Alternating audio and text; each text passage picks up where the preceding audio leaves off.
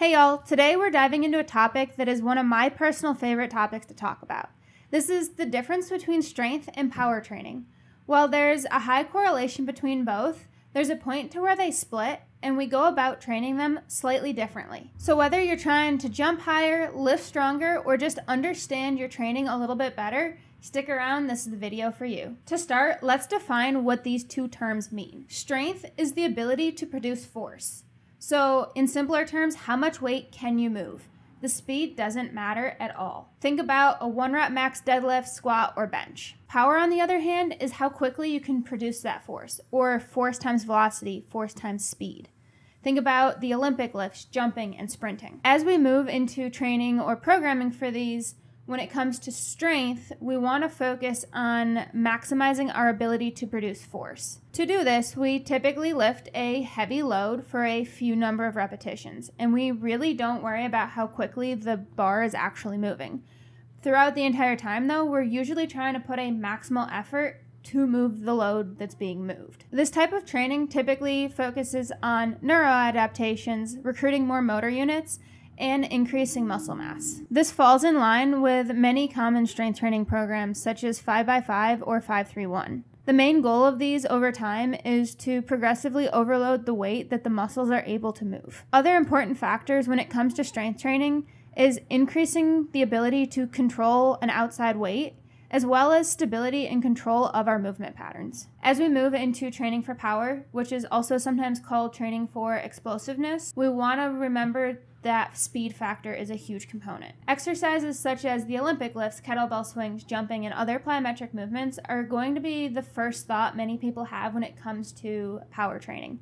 However, we can also program those main movements, the squat, the bench, the deadlift, as well as most dumbbell movements, in a way that's going to increase our power output. This means that just because we're lifting a lighter load doesn't mean that we don't have to still include our entire effort in that.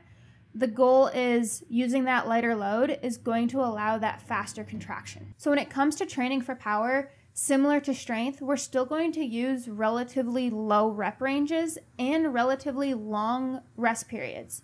The key factor being that during that work period, we're still exerting nearly maximal effort. The main difference is going to come from that load, which will then impact how quickly the weight is moved. Now, when it comes to overall performance training, there's a lot of benefits to including both strength and power. As our relative strength is increased, there's a greater capacity to also then increase that power output. For example, let's use some easy math here. If someone's deadlift max is 200 pounds and they want to work on explosive power, they may be programmed some explosive deadlifts at 50% or 100 pounds.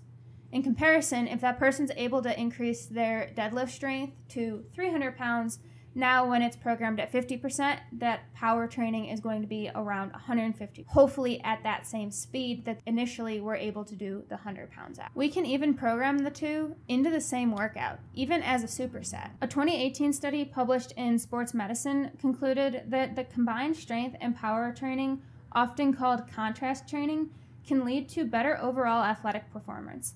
This is particularly effective for athletes who need both raw strength and quick explosive movements. Think of football players or sprinters.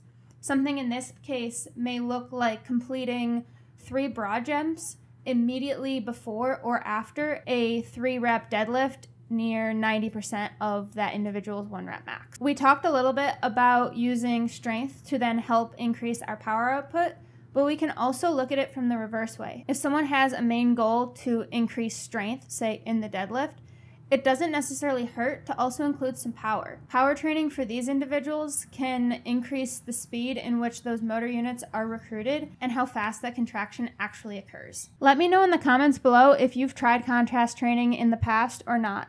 Thanks for watching and have a great day. Bye!